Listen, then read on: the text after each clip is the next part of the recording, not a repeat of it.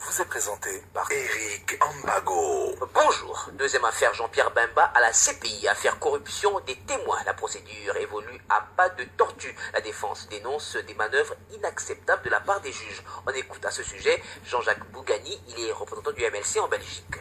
Les juges avaient décidé de séparer les deux dossiers. Donc l'affaire principale évolue indépendamment de l'affaire subsidiaire de subordination de témoins et de falsification de documents, usage des faux documents.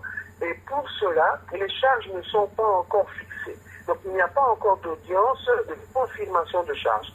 C'est pour ça que certaines personnes se plaignent à ce sujet, parce que depuis leur arrestation le 24 novembre 2013, juste à ce jour, il n'y a eu que les audiences d'identification des accusés, des Mekilolo, Fidek Babala, Jean-Pierre Bemba, Jean-Jacques Cabot, M. Arido.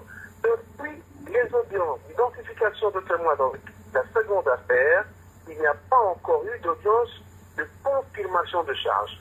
Il faut que les charges soient confirmées pour qu'un calendrier soit dressé.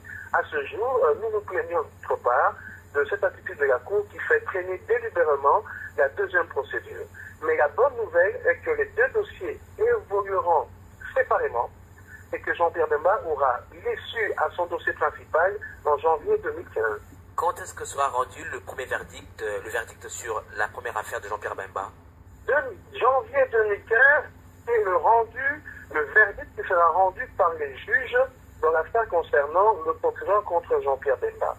Ici, on est encore à la phase conclusion écrite qui sont introduites pour l'accusation pour 2014 et la défense a jusqu'à 3 mois pour retorquer et les plaidoiries, donc les discussions orales, commenceront le 13 octobre de cette année. Jean-Jacques Bougani, le représentant du MLC en Belgique. De son côté, le porte-parole de la CPI qui confirme la tenue de ce deuxième procès indique que pour l'instant, les accusés sont présumés innocents. Fadi El Abdallah.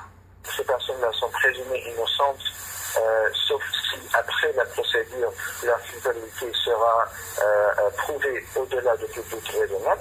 Mais la Chambre préliminaire a considéré qu'il y a des motifs raisonnables de croire que ces 5 personnes ont engagé leur responsabilité pénale en commettant des atteintes à l'administration de la justice, consistant en la subordination des témoins devant la CPI et en la production d'éléments de preuve faux ou falsifiés en connaissance de cause. Donc, les juges considèrent que ces suspects auraient constitué un réseau afin de produire des documents faux ou falsifiés et de corrompre certaines personnes afin qu'elles fassent des faux témoignages dans l'affaire concernant M. Bemba. Donc, par la suite, maintenant, ces personnes-là, transférées au quartier pénitentiaire de la CPI, ils auront la possibilité de se défendre et de présenter leur propre version de l'affaire afin que les juges puissent déterminer s'ils sont innocents ou coupables. Est-ce que l'affaire subsidiaire ne va pas impacter le premier dossier Jean-Pierre Bemba? La question de l'atteinte à l'administration de la justice, c'est une autre procédure qui va commencer devant une autre chambre. Ça ne va pas prolonger le procès de M. Bemba, c'est une autre procédure qui commence devant la chambre préliminaire et non pas devant la chambre de première instance. Fadi El Abdallah, le porte-parole de la CPI, la Cour pénale internationale. Dossier des 3 Congolais demandeurs d'asile aux Pays-Bas. Le Conseil d'État des Pays-Bas devra se prononcer le 5 juin prochain. Il va se prononcer notamment sur leur demande d'asile. Ces Congolais vont-ils rester aux Pays-Bas ou être expulsés en République démocratique du Congo? Confirmation avec Guilain Mabanga, il est l'avocat de ces 3 Congolais. Les Pays-Bas avaient demandé aux juges une audience pour qu'on puisse renvoyer les témoins détenus chez eux sans attendre la décision du Conseil d'État. Au fond, bon, donc cette requête a été rejetée et donc le Conseil d'État va examiner le dossier le 5 juin, donc le vendredi. Donc on en est là pour le moment. Donc le 5 juin, le Conseil d'État examine, c'est la dernière juridiction néerlandaise, examine la demande d'asile pour voir si elle est accordée ou pas.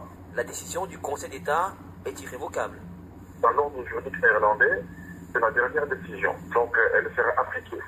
Bon, donc si elle dit que la décision du juge est annulée, l'asile leur est accordé, bon, voilà, ils ont l'asile, ils vont plus, aucune juridiction ne va plus attaquer cela. S'il dit qu'ils ont pas l'asile, mais on ne peut pas les refouler comme l'a dit le juge d'appel, donc ils vont pas rentrer. Bon, alors s'il dit pas de non-refoulement, pas d'asile, à ce moment-là, ils vont rentrer. Mais j'aimerais quand même attirer votre attention sur le fait que si au niveau des Pays-Bas, la procédure est terminée et que les témoins détenus, tant qu'ils ne sont pas satisfaits de cette décision, ils ont encore la possibilité de saisir la Cour européenne des droits de l'homme. Et Floribert Ndjabou a-t-il arrêté sa grève de la faim? Oui, pour le moment, il a provisoirement suspendu sa grève de la faim. Il menaçait de reprendre sa grève de la faim au cas où la solution n'était pas trouvée. Parce que la Chambre d'appel a dit qu'il ne devrait plus rester au centre de détention. Maintenant, il continue à rester au centre de détention. Ils attendent comment va se dérouler l'audience devant les conseils d'État du 5 juin. Bon, alors maintenant, le Conseil d'État rend sa décision rapidement. Ok, là, il n'y a pas de problème. Mais si le Conseil d'État dit qu'il va rendre sa décision dans un délai assez long, bon, alors là, je ne sais pas, il m'a dit qu'il pourrait éventuellement reprendre sa grève de la faim. Guilhem Abanga, il est l'avocat des 3 Congolais demandeurs d'asile aux Pays-Bas. Je vous rappelle que ces 3 Congolais avaient témoigné contre le pouvoir de Kinshasa dans le cadre du procès Germain Katanga. Ils avaient notamment affirmé que Kinshasa avait participé au massacre des populations dans le territoire de Bogo, dans le district de l'Ituri, en province orientale.